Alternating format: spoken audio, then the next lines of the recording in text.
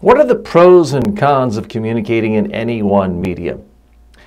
Well, any one medium can have both strengths and weaknesses. For example, television. There's nothing like the glamour of television. There's nothing like the ability to become famous overnight if you're on all the TV shows, all the TV networks at once. If you're in everyone's living room, if you're on a big screen and people see your face talking about whether it's a political issue or a sporting event that you've won, you can become famous overnight. Television is not a particularly good medium for going into massive depth, for covering substance, for getting a lot of airtime, going into great detail.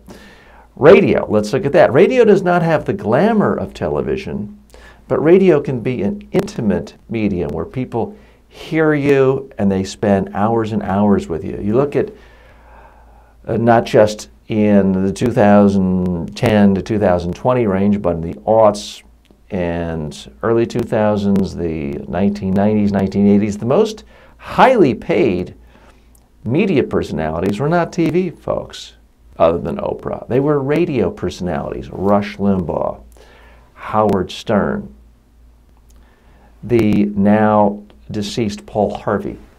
These people made a lot more money than TV stars because of their ability to really have strong relationships with their audiences, and because they could be on for 3-4 hours a day and command all that advertising revenue. So there is a certain intimacy and power of radio that you don't have with TV. Let's look at print.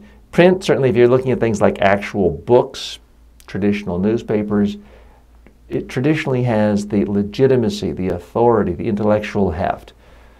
To have a column in the New York Times op-ed section was to be able to, at least at one point, to be able to move the political needle in Washington and elsewhere in public policy. To have a serious book from a serious publisher on the New York Times bestseller list was to really have influence and clout. These days, text can be online, digital. There's the ability to go into more depth, longer, more substance. But text can also be Twitter these days, 140 characters. And someone like a Donald Trump essentially won the Republican nomination in 2016 off of the power of his Twitter feed. So being able to communicate in short, pithy text statements has more power than ever. Here's what I think any communicator should really size up, and that is, what are you best at? What do you enjoy doing the most? What are you best at? Focus most of your time doing that, but then try to use every single communication tool. Rush Limbaugh, for example, not someone I necessarily agree with politically, but has been a master of the medium of radio for decades now.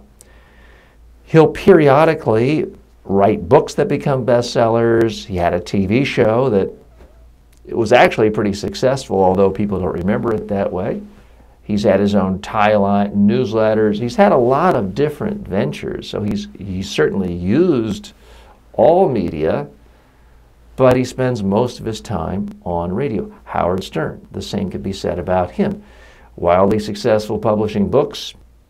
He's been a movie star, a movie about his own life. He's had TV shows, video on demand, but it all comes back to his radio show as a base. Bill O'Reilly has a base as a primetime TV anchor. And because of that, he's had radio shows, a gazillion books that have been New York Times bestsellers, and he's able to get his column printed in newspapers and be a guest on everyone else's show. So because he does well in one medium, he then communicates in all other media. These days, I think you have to figure out where are you best, where are you going to spend most of your time. For some people, it's keynote speaking.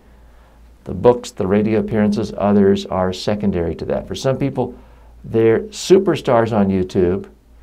Their podcast doesn't get much audience at all. Others are wildly successful with their podcast in an audio format, and their YouTube channel has 10 views. That's okay. My recommendation, seek out every opportunity you can to communicate in every medium, but spend most of your time on the medium that you enjoy the most, that also resonates the most with an audience.